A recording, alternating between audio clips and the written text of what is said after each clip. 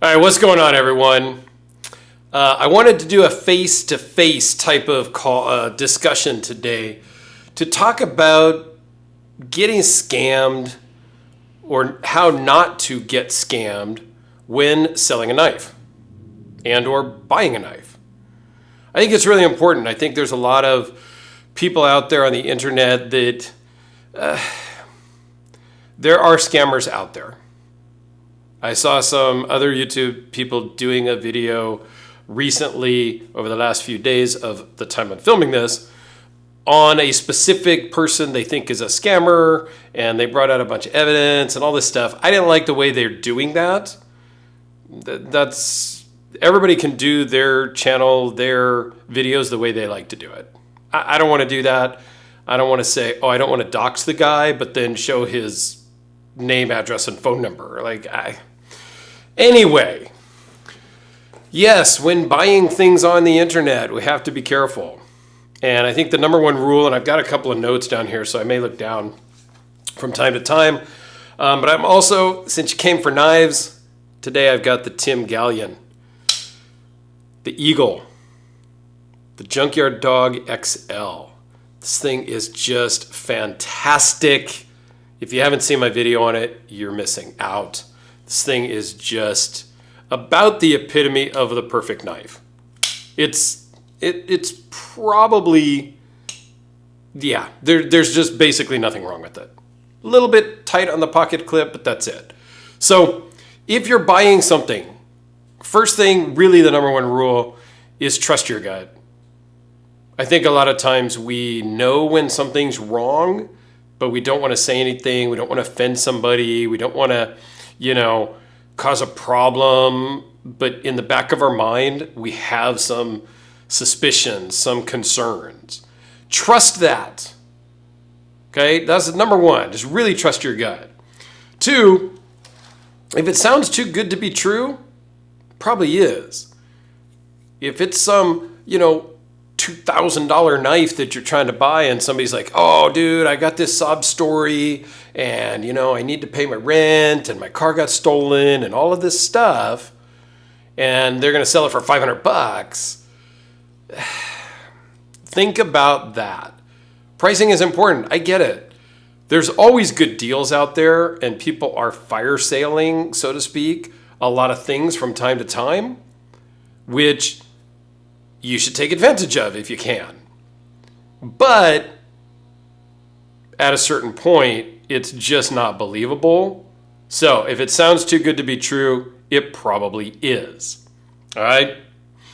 Get real pictures. A lot of times, people will just post some stock pictures they got from the Chris Reeve website, if it's a Sebenza they're selling, or if it's a Spyderco or a whatever. They're just going to grab some pictures from the internet maybe and try to sell you that. Ask for real pictures. Ask them to write a post-it with the date, your name and the date, and then take pictures of the item, knife, pen, whatever, right? And this goes for everything, not just in the knife community. So get real pictures, get a video if you can. Ask them to do a video. Look at other, for references on the Facebook groups, Instagram. You can ask them for references. That only gets you so far, right? There is an EDC Deal or No Deal group on Facebook that I'm part of, where people will post up and say, hey, I've never done any transactions with Dirk. Has anybody else? And then you're going to get 4 people that say, yeah, Dirk's an okay guy, right? Just as an example. But there are groups like that you can ask for references, so to speak. Another great thing to do is really, this is a, not the deal breaker, but kind of a deal breaker. If it's a lot of money, you're buying a knife for $1,000, $2,000, ask them if they mind talking on the phone or doing a FaceTime call or a video call, Skype, Zoom, Teams, whatever works for the application, right? For the scenario. If they're not willing to get on the telephone with you at a minimum, Walk away. Now, granted, they may not be able to call you right then. If you send them a Facebook message and say, hey, can we talk on the phone? And they go, dude, I'm at work. Can I talk to you this afternoon at like 5 o'clock? That's cool, no problem. But if they absolutely won't get on the phone with you or do a FaceTime or some sort of video call with you, that's a big red flag, and I would have a problem with that. If you do a FaceTime call, you can see the actual item. They can show it to you. You know that they have it in their hand. You know that you're getting what you're going to get. You can inspect it. You can ask them to zoom in on it. You can ask for, different things. And I recommend that too. Ask for pictures.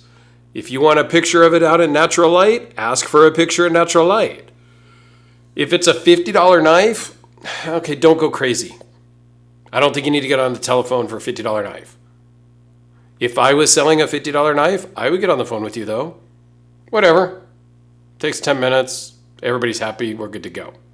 I recently did just sell an Almar knife for another person. I kind of played middleman, which is an option also. Have a middleman. And we'll talk about that in a second.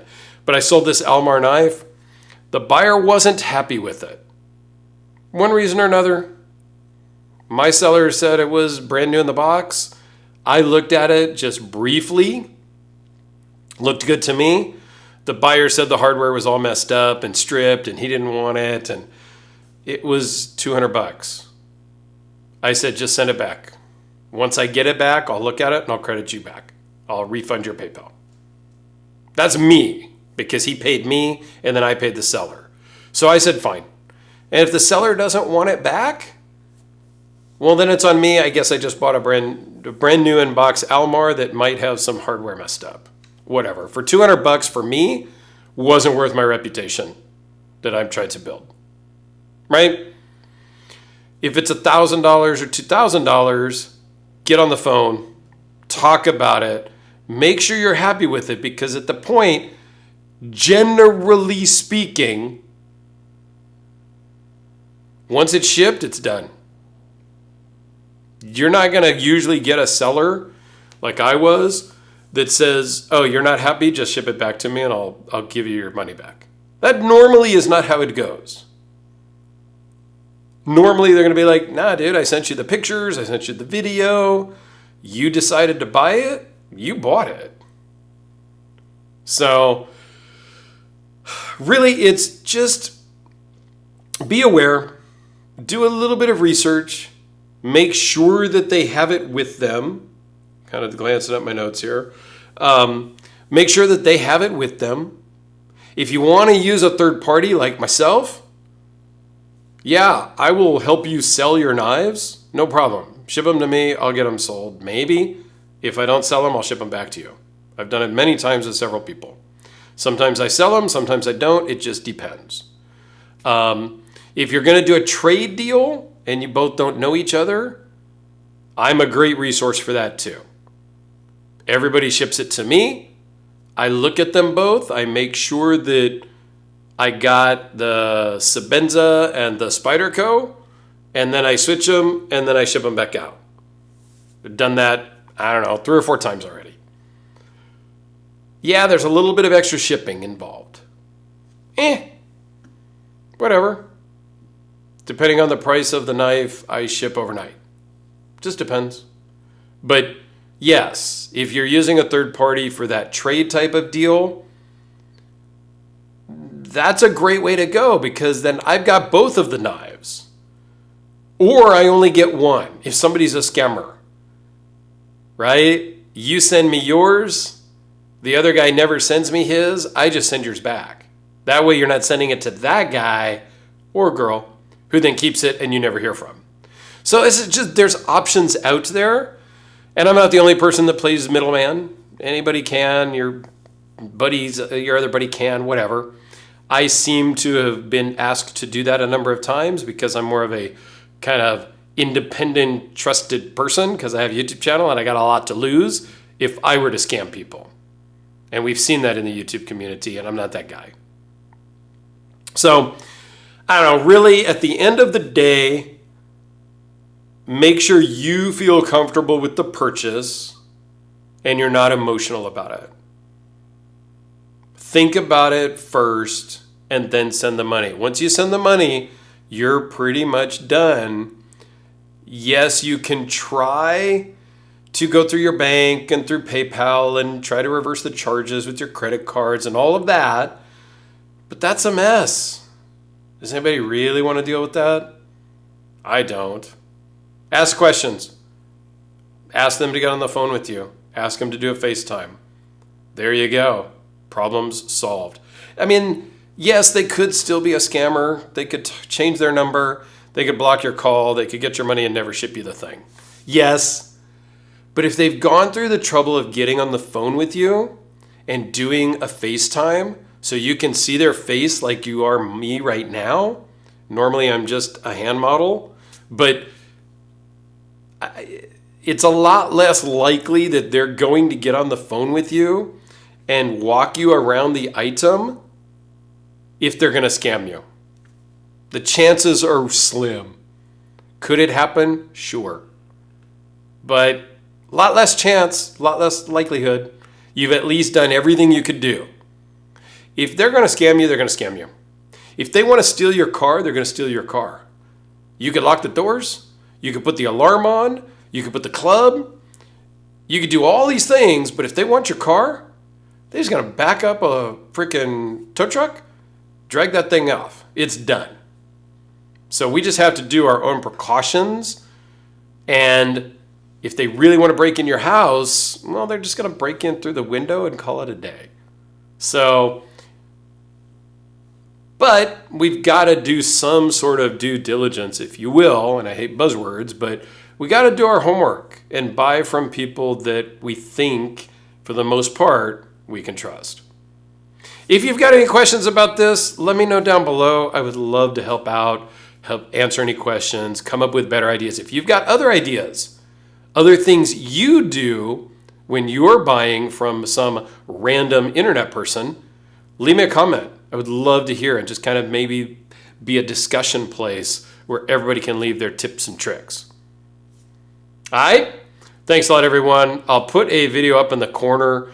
I think I did a video on this recently or a while back, but I'll put some video in the corner and go watch that. It'll probably be much more exciting than this one. Thanks a lot, guys. Have a great day.